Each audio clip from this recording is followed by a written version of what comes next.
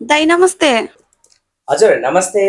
मलाई लाइसेन्सको लिखित परीक्षामा आउने सम्भावित प्रश्नहरू बताइदिनुस् न। ए ल सुन्नुस् है त। तपाईलाई पहिलो प्रश्न, लेन अनुशासन भनेको के हो?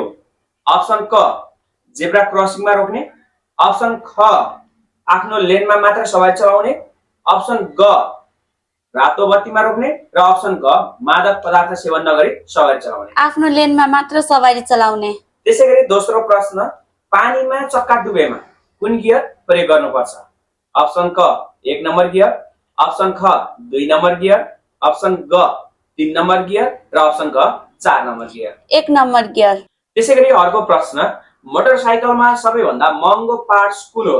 अप्सन क इन्जिन, अप्सन ख डिस्क प्याड, अप्सन ग चेन स्पकेट र अप्सन ग क्लच प्लेट। इन्जिन।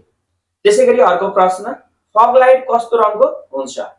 अप्सन क रातो, अप्सन ख पहेँलो, अप्सन ग हरियो र अप्सन ग सेतो। पहेँलो।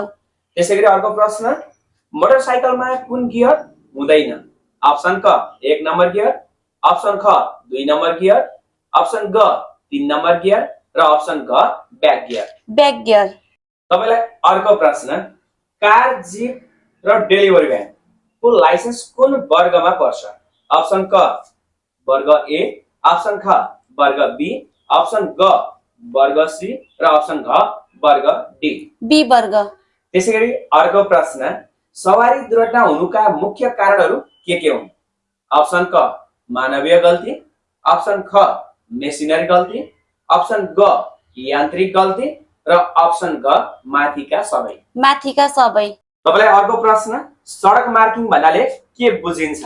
अप्सन क ट्राफिक संकेत, अप्सन ख लेन लाइन, अप्सन ग जेब्रा क्रसिङ र अप्सन ग माथिका ख र ग दुवै। माथिका ख र ग दुवै।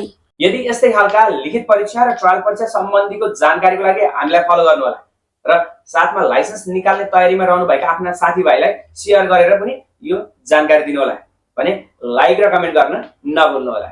धन्यवाद।